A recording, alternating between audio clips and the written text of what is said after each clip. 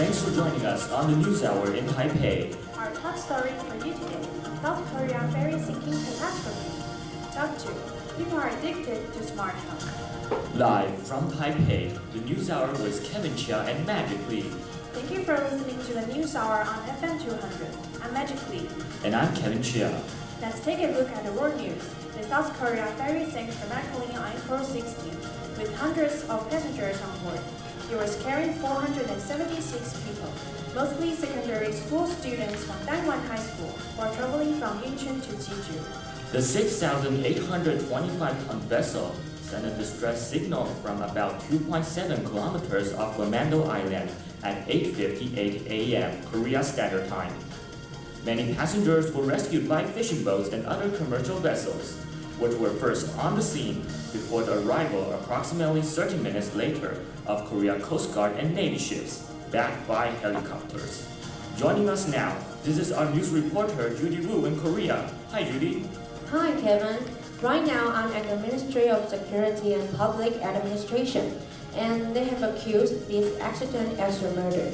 Now we have Vice Minister with us. Hi, could you tell us a little bit more about this accident? We are really sorry about this accident. There were 459 people aboard. The majority of them were high school students who were on their way to a 4-day field trip. 30 crew members, 325 high school students of Dangwon High School, 15 school teachers, and 89 non-student passengers were aboard on the ship.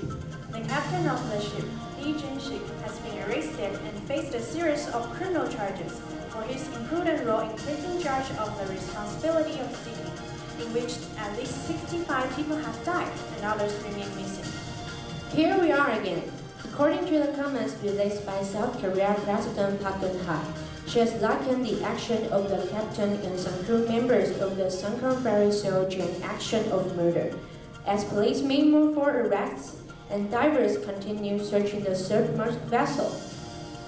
Coming up next, the world's hardest job on the News Hour FM 200. Welcome back. Thank you for joining with us again. Today, we have a special report. There is a top hit clip on YouTube recently, and it's about the world's hardest job. They have created a fake job and posted online, also in the newspapers. Oh, my job is hard. I have to run all over the world. Nah, our job is not hard enough. They have the questions to the interviewees who dropped their resume in. And today, we are going on the streets and ask the same questions and see what they feel about the job. Now, let me tell you a little bit about the job before we start with. It's not just a job, it's probably the most important job. And the title that we have going right now is Director of Operation. But it's really a kind of so much more than that. Okay, there's a lot to do, but who is able to hold this job? Responsibilities and requirements are really extensive. First category for the requirement would be mobility. This job requires that you must be able to stand up most or really all of your time, constantly on your feet, constantly bending over, constantly exerting yourself, and a high-level stamina. Now, let's go on to the interview with our reporter, Judy. I'm here on the streets, and they have already heard our studio's briefing. Let's hear about their thoughts. I'm sorry, how many hours does this job require? 135 hours to a limited hours a week. It's basically 24 hours a day, 7 days a week. Is there time for me to just sit down and relax? You mean like a break? Yeah. No, there are no breaks available. You can have lunch, but only when other associates are done eating their lunch. No, that's crazy. Yeah. Let's go on to the second interview. Now, this position requires excellent negotiation and interpersonal skills. And we are looking for someone that might have a degree enough in medicine, in finance, and culinary arts. Oh, in medical, I'm sure I can handle that.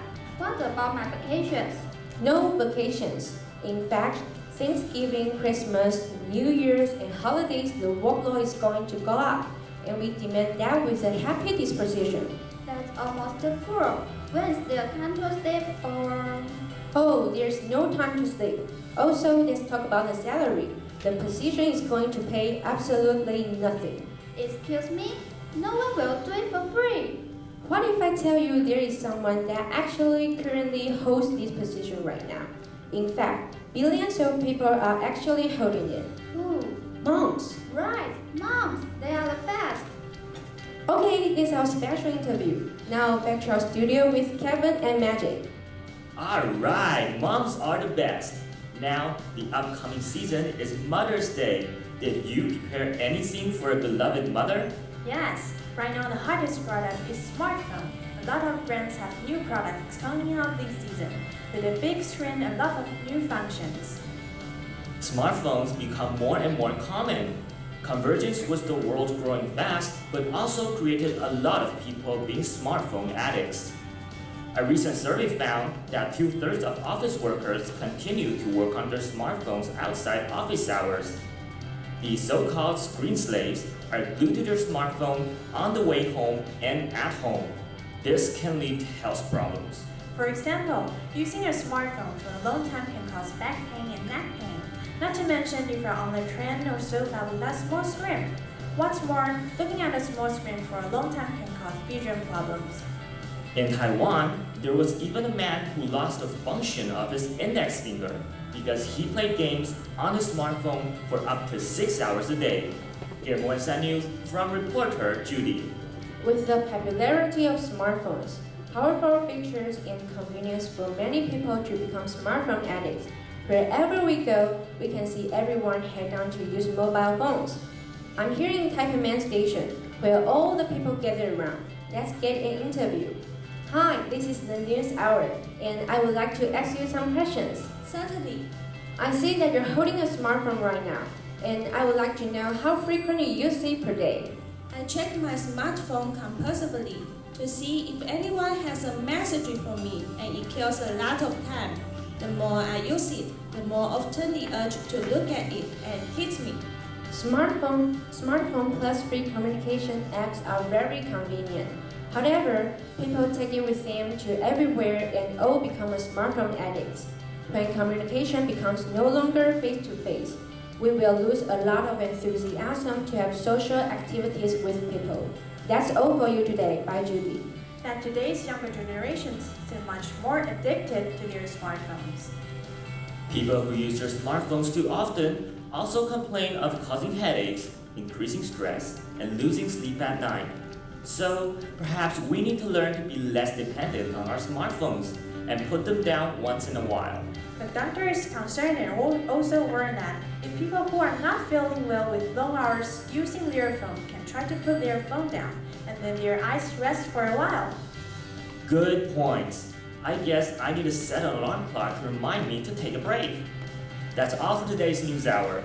Thank you for joining with us today. I'm Kevin Chia. And magically, have a great day. Bye-bye.